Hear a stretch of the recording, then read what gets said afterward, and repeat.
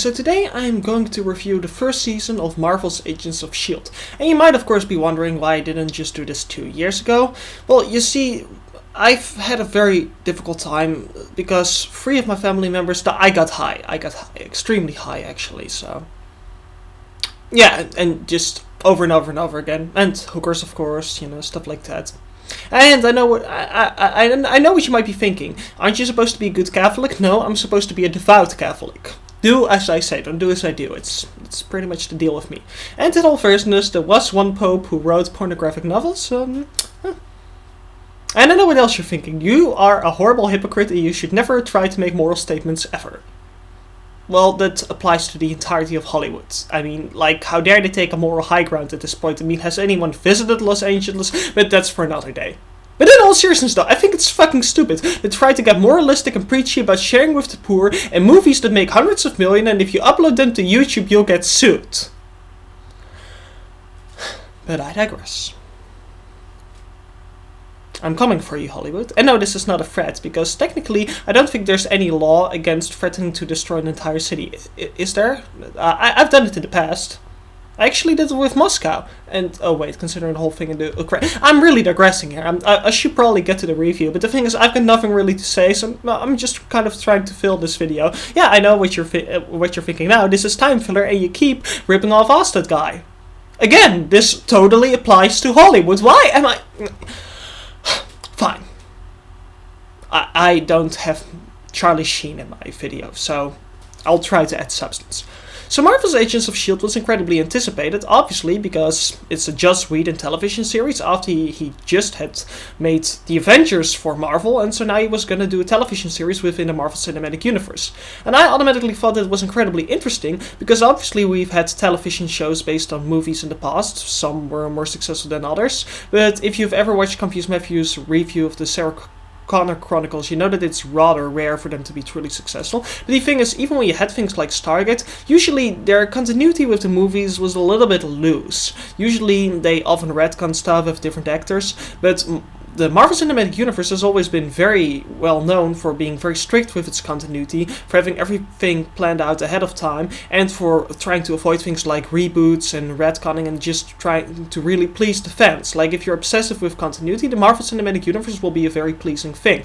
So in that sense, a TV show from Marvel Studios could be very interesting in that it could totally break new ground and how closely it could be tied to movies. And also the producers and directors announced that it would, although it wouldn't be like $100 million movie, it would still look incredibly good for a television show and would have high production values. Which kind of reminds me of the Adventures of Young Indiana Jones, which was also very close to the movies, but it was a prequel series, so it didn't really tie into it that directly, and it was made long after the third movie had aired and over a decade before the fourth movie came out. So this was even more ambitious in that it's a TV show that airs during the movies, and unlike with things like Pokemon, it isn't just, a kid's cartoon and it isn't just a marketing ploy, it's a really substantial television series. So I really think that this is rather more significant than some people have made it out to be, trying to make a TV show with the quality of almost a movie, while at the same time doing it while the universe is still around and making it just directly tie into that. And I think the Marvel Cinematic Universe was really expanded by this TV show. I think they succeeded at a lot of what they tried to do, because some people have actually complained about the production values in this, but I think that it looks incredibly good for a TV show. I mean, if you look at how Deathlock looks and how he can just, use rocket launchers and jump from buildings, and if you look at, all of the excellent flight sequences where they fight S.H.I.E.L.D. drones, you could intersplice those with scenes from Captain America the Winter Soldier, Iron Man 3, and it would still look incredibly good. I think the effects are excellent, and this got, of course, even better in Season 2, but even in the later episodes of the first season, they often just have excellent sequences, and it's also interesting how a lot of the effects from the movies carry over into this with similar technology. You have the holographic technology, you have the typical S.H.I.E.L.D. gadgets, and obviously you also have all the superpowers, and it doesn't really look substantially less than it did in the movies.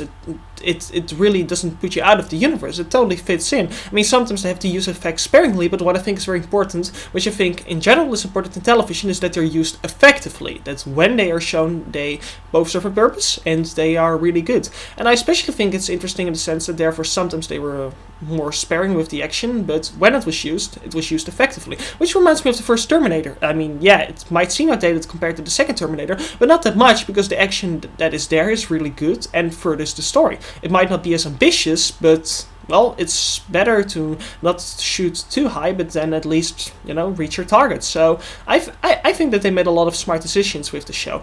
And what I found interesting is that it was highly anticipated and, well, it had very high ratings, and although they eventually got lowered, it still had millions and millions of viewers, and it was renewed for a second season, and now for a third season. It sold incredibly well on DVD and home media, and its reviews were rather good, but there was some backlash from fans. And what's interesting is that the reviews steadily got better, but that there were some fans who got disillusioned with it, and that's, well, it has a bad name among some Marvel fans. And I think that's interesting, because Iron Man 2 has also had a backlash, but it's still usually remembered rather fondly, and I don't really think Agents of S.H.I.E.L.D. has the status of being bad. But there are some fans who were disappointed by it, and, well, personally, I was really happy with it. Maybe that's because I didn't have too high expectations. I just hoped to see more of the Marvel Cinematic Universe. But one of the main complaints is that it would start off too slow. And personally, I think that's kind of strange, because a lot of people complained that it would only get good later in the first season and really in the second season. A lot of fans complained that it wasn't fantastic right off the bat. But if you look at how Star Trek The Next Generation is remembered as one of the greatest TV shows of all time, and most people would consider most of the entire first 2 seasons to be bad, and even would consider the 7th season to be bad, and mainly just loved it for seasons 3 through 6, I think it's very strange to complain that, in fact, the first season got really good, it only took a bit. And most fans can't really argue that the beginning of the season was anywhere near as flawed as things like the first season of even something like Star Trek Deep Space Nine.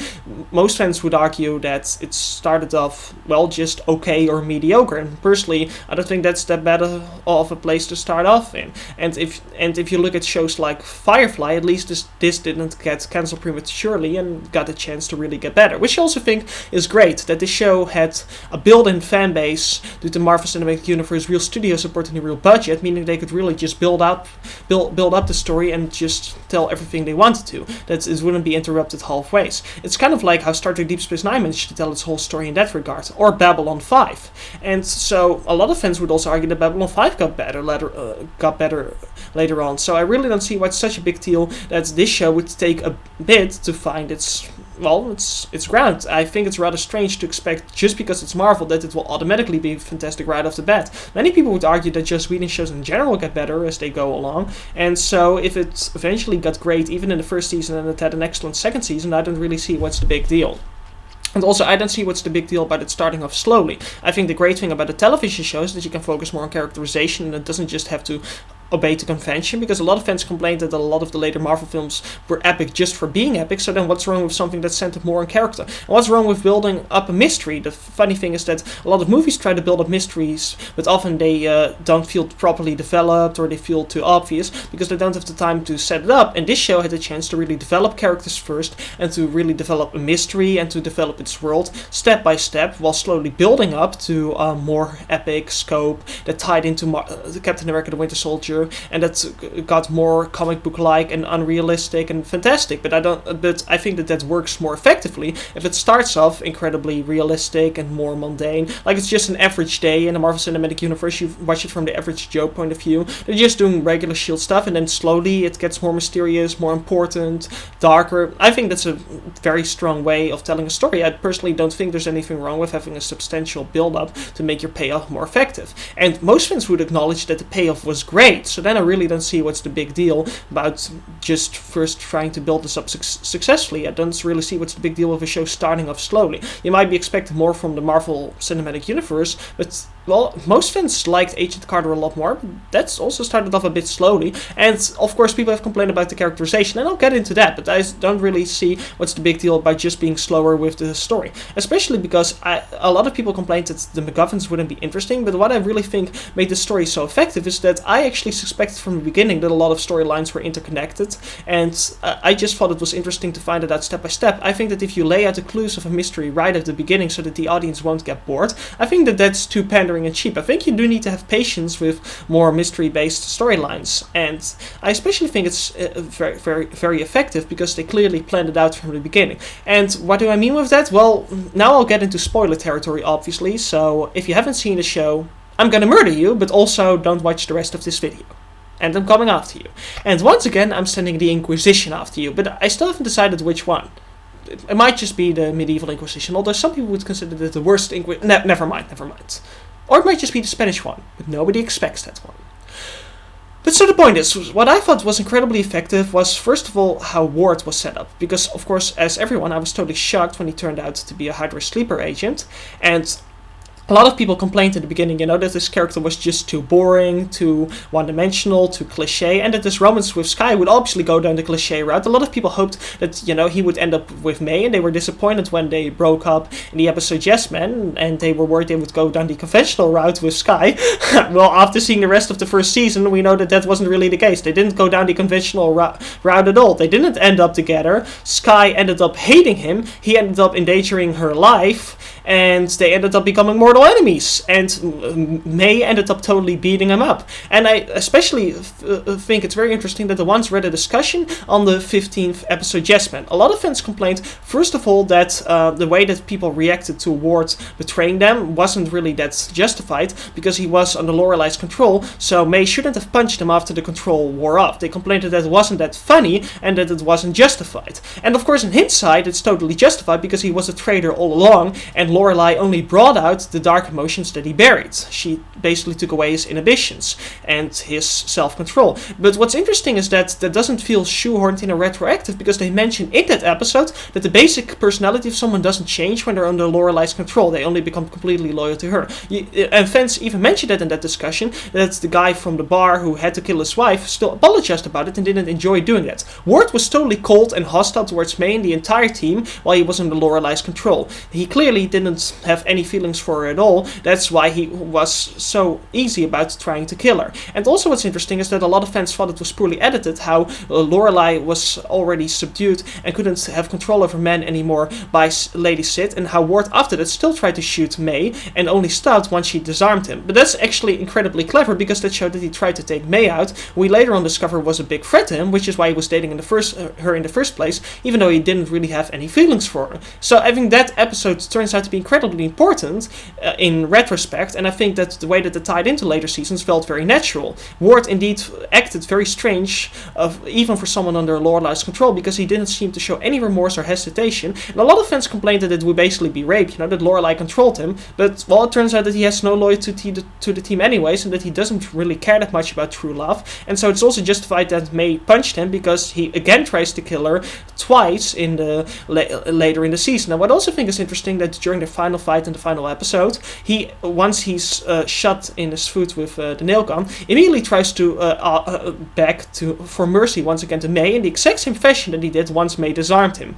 And it's also interesting how May didn't really trust him anymore at all after this, because you can see that she noticed that just something was wrong about Ward, because there was something more to it all, because even Lorelai admitted that he hadn't been honest with her and really loved S.H.I.E.L.D, but he didn't act on that, and you could argue that's because he wasn't honest with himself. But Ward was, well, always incredibly closed off about his feelings, and so it makes sense that it would turn out he was a sleeper, and that the reason he slept with May and allowed her to seduce him is because she noticed something was wrong with Ward, because he'd been just so incredibly dishonest with her. And also, his romance with S.H.I.E.L.D. also from the beginning had a slightly creepy vibe to it, and a lot of people complained that was the case with Anakin Skywalker and Padme, and personally, I don't think that sours the romance. Romances naturally are rather creepy, but at least Anakin was always very honest and straightforward about his feelings, and you could really see it was love at first sight, and he really looked up to her. Where here, he doesn't like her in the beginning, and he doesn't like an unstable element within the team, which obviously, as we find out later, Garrett didn't like it all either, and you could just believe that he's rather